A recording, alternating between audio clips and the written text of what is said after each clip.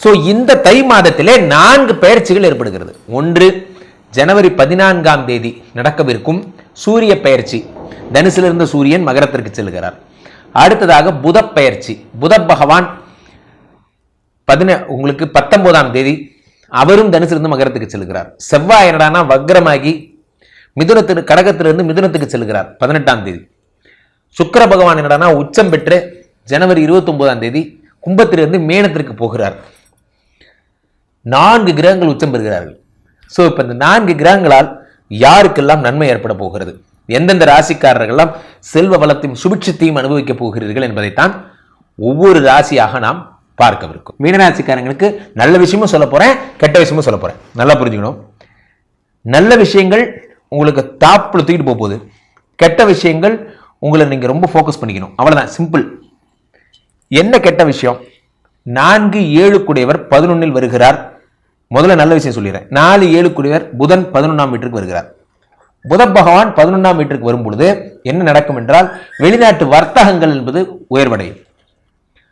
ஆமா, நான் கச்சா எண்ணெய் கிணறு வச்சிருக்கேன், 2 கிணறு நான் போய் விற்க போறேன் அப்படி நான் சொல்லல. உங்களுடைய வெளிநாட்டு கொலாபரேஷன்ஸ்,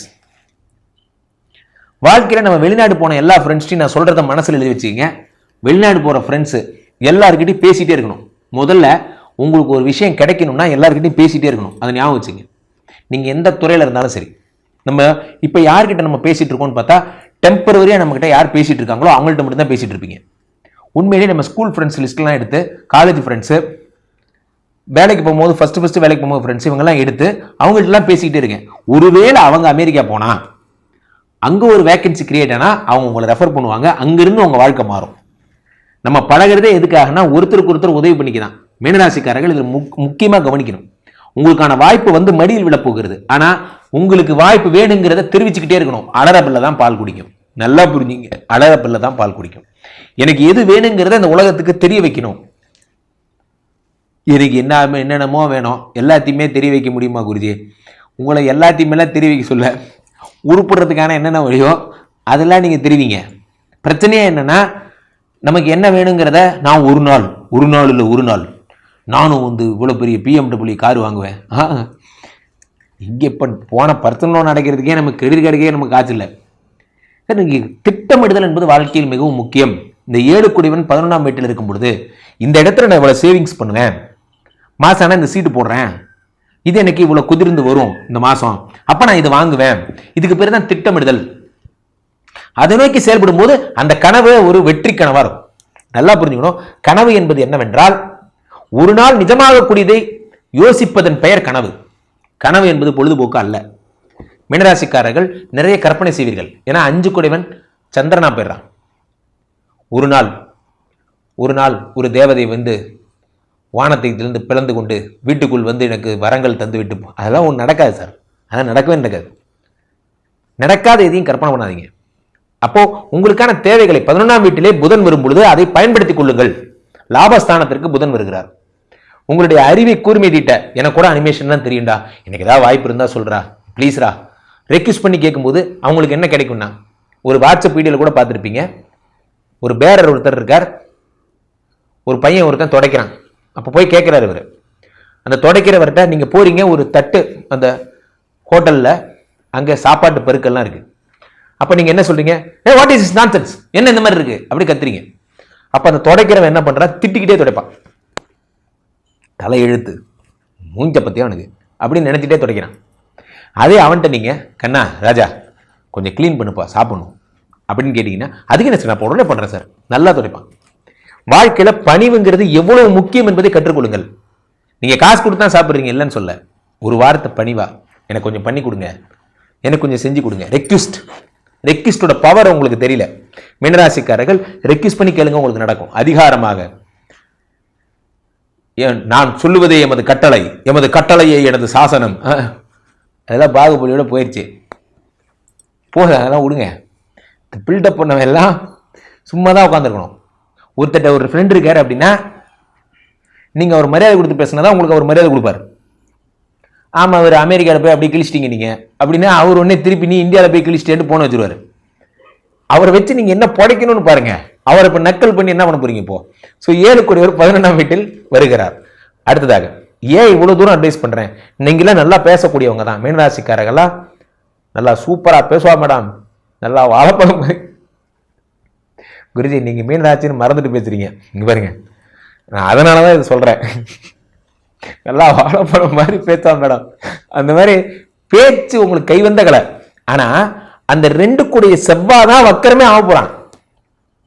அப்ப என்ன ஆகும்னா அந்த பேச்சே உங்களுக்கு ஒரு பிரச்சனையாகும். நீங்க போயிட்டு வாயை வச்சுட்டு சும்மா இல்லாம நீங்க போயிட்டு எதையாவது ஒரு கோஷம் போடுறேன் அதை பண்றேன், கோஷம் போட்டவங்க விட்டுருவாங்க. போராடுவோம்னு சொன்ன விட்டுருவாங்க, வென்றெடுப்போம்னு சொன்ன உங்களை பிடிச்சி கைது பண்ணி கூட்டு போயிருவாங்க. யோ நான் கூட்டத்துல சும்மா வந்தவையா, ஏன் கூட்டத்துக்கு வந்தேன், நான் தான் கைது பண்ண போறேன்னு தெரியும்ல, தடை செய்யப்பட்ட இயக்கம் தானே இப்ப போயிட்டு இருக்கு.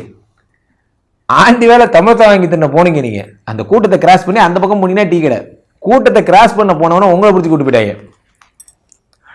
இப்படிதான் நடக்கும். அப்ப நீங்க வாய் வச்சுட்டு சும்மா இருக்கணும். 2 கூடியவன் 4ஆம் வீட்டில் மறையும் பொழுது, 4 என்பது உயர்கல்வி, உயர் பதவி, கௌரவம், மரியாதை. இதோ ஒரு மத்திய அமைச்சர் ஏதோ எதையாவது விமர்சனம் பண்றேன், அரசுக்கு எதிரான ட்வீட் போடுறேன், ட்வீட் போட்டீங்கன்னா அவ்வளவுதான். காலையில் அந்த குருவி மாதிரியே உங்களையும் பிடிச்சிட்டு போயிடுவாங்க. ட்விட்டு குருவியை பிடிச்சிட்டு போக முடியாது. நீங்கள் நம்மளாம் சிட்டுக்குருவி மாதிரி அவங்களுக்கு, நமக்கு வந்து கவர்மெண்ட்டுக்கு நம்ம ஒரு சிட்டுக்குருவி மாதிரி ரொம்ப ஈஸியாக நம்மளை தான் கைது பண்ணிடுவாங்க. உண்மையிலே பெரிய தப்பு பண்ணிப்பான், அவனை கைது பண்ண மாட்டாங்க. அது ஒரு மேட்டர்னு ஷேர் பண்ண நம்மளை பிடிச்சி யோ வாங்கின காலத்துல துப்பாக்கி எதுக்கு வச்சுன்னா அப்புறாணி தப்புறாணி கேட்டால் தூக்கிடுறது அப்படின்னு நம்மளை பார்த்தா தான் இப்படி சொல்றது. அதை ஸோ அந்த மாதிரி அண்ணே இது உங்கள் 100வது திட்டு அப்படிங்கிற மாதிரி அந்த அதில் வரும். சிட்டுக்குருவி கூட சுட்டதில்லை, அப்புறாணி சப்புராணி பார்த்தா உடனே துப்பாக்கி தூக்கிறது. நம்மளை பார்த்தா மட்டும்தான் நமக்கு ஏன்னான்னு தெரியல, நம்மளை மட்டும்தான் இந்த மாதிரி நடக்கும். ஸோ மீனராசிக்காரர்கள் 2 கூடியவன் வக்கரமாகும் போது ரொம்ப ஜாக்கிரதையா. அதே மாதிரி 2 9 கூடியவனா வந்தான். 9 கூடியவனா அப்பாவுடைய ஹெல்த்தில் பிரச்சனைகள், அப்பா கூட சண்டை, இதெல்லாம் ஏற்படுவதற்கான வாய்ப்புகள். 6 கூடியவன் 11ஆம் வீட்டில் வரும் பொழுது என்ன ஏற்படும்? மாமனாரோட சண்டை, அப்பா மாமனார் 2 பேரு கூடயும் சண்டை. உங்களோட அப்பா கூடயும் சண்டை போட்டீங்க, உங்க பொண்டாட்டியோட அப்பா கூடயும் சண்டை போட்டீங்க. 2 அப்பாக்களும் சேர்ந்துட்டாங்க. இப்போ அவங்க 2 பேரும் டீம் போட்டு யோசிப்பாங்க, என்ன பையன் ஒரு மாதிரி போயிட்டு இருக்கான், இவன் ஏதாவது ஒன்று செய்யணும்ட்டு இவங்க 2 பேரும் பெரியவங்களாம் முடிவு பண்ணிடுவாங்க. உங்களை கூட்டு போய் என்ன செய்யணுமோ செஞ்சு விட்டுருவாங்க. நீங்களே இவ்வளோ யோசிக்கிறீங்கன்னா உங்களை பற்றி ஒரு எவ்வளோ யோசிப்பாரு. நல்லா புரிஞ்சுங்க, சில பேர் டீமே ஆகக்கூடாது. நம்ம ஒய்ஃபு மாமியார் இவங்கெல்லாம் சேரவே கூடாது. இவங்க 2 பேரும் பாலிடிக்ஸ்லேயே இருக்கிற வரைக்கும் தான் நமக்கு வண்டி ஓடும். இவங்க 2 பேரும் சேர்ந்துட்டாங்கன்னா ஒன்று இவங்க போட்டு கொடுத்துருவாங்க, இல்லை அவங்க போட்டு கொடுத்துருவாங்க. நீங்கள் மூவிங்கே பண்ண முடியாத மாதிரி மாட்டிக்குவீங்க. உன் வீட்டுக்கு வந்தால் நீ சொல்லி, என் வீட்டுக்கு வந்தால் நான் சொல்கிறேன், 2 பேரும் சொல்லிட்டாங்கன்னா என்ன ஆவீங்க யோசிச்சு பாருங்க. அப்பா எங்கே போகிறாங்கிறத இவர் சொல்லிடுறாரு, மாமனார் ஒய்ஃப் சொல்கிறத அப்டேட் பண்ணி, அப்பா இவங்க 2 பேரும் அப்டேஷனில் இருப்பாங்க. ரொம்ப பெரிய ரிஸ்கில் மாட்டிப்பீங்க. அதனால ஏதாவது ஒரு பக்கம் ஒன்று அப்பாவுக்கு சொம்படுத்திருங்க, இல்லை மாமனாருக்கு சொம்படுத்திருங்க, யாராவது ஒரு டீமில் போயிருங்க.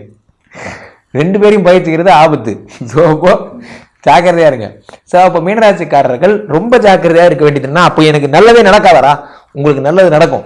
4 7 கூடியவர் 11ஆம் வீட்டுக்கு வருவதால் உயர்கல்வி, உயர் பதவி எல்லாம் காத்திருக்கு. நீங்க கேட்டா கிடைக்கும் இந்த மாசம். ஆனால் பேச்சு ஜாக்கிரதையா இருக்கணும். முக்கியமா சண்டை பக்கம் போகவே கூடாது. நீங்க மாணிக்கமா இருக்கணும். நீங்க ஏதாவது சண்டை நடந்ததுன்னா ஆட்டோவை திருப்பிட்டு போயிடணும். நீங்க பாஷா பாய்ங்கிறத மறந்துடணும். இனிமேல் நீங்க மாணிக்கம், புரியுதா? மீனராசிக்காரர்கள் இனிமேல் மாணிக்கம் மாதிரி, நம்ம அண்ணனுக்கு கோவமே வராதா, வராதுப்பா, அந்த மாதிரி கம்பத்தில் கட்டி வச்சு அடித்தாலும் பாஷா பாரு பாஷா பாரு பால்வடியும் முகத்தை பாரு, அந்த மாதிரி நீங்கள் அப்படியே பச்சை பாப்பா மாதிரியே ஆக்ஷன் பண்ணிடணும். கொஞ்சமாக ஏன்ட்டிங்கன்னா போச்சு, அவ்வளோதான். உங்கள் வீரத்தெல்லாம் காட்டுறதுக்கான நேரம் இது அல்ல. அமைதியாக இருக்கணும். நீங்கள் அடுத்த மாதம் பார்த்துக்கலாம். மீண்டும் காதலர் தினத்தில் சந்திப்போம். அதனால் மீனராசிக்காரர்களுக்கு தைப்பொங்கல் மிகுந்த சூப்பர் பொங்கல். ஆனால் நீங்கள் வேண்டுவதை நீங்கள் கேட்டு பெற வேண்டும். கீழே போயிட்டு இருக்க 2 நம்பரை கூப்பிடுங்க. உங்களுடைய சொந்த பதிவுகளை, உங்களுடைய ஜாதகத்தை நீங்கள் புக் பண்ணி பார்த்துக்கொள்ளலாம். உலக புகழ் வாய்ந்த நமது ஸ்ரீமடத்திலே தினசரி நடக்கின்ற விஷ்ணுமாயா யாகங்களில் பங்கு கொண்டு உங்களுடைய பிரச்சனைகளுக்கான தீர்வுகளை காணுங்கள். மீண்டும் ஒரு நல்ல பதிவில் சந்திப்போம். நன்றி, வணக்கம்.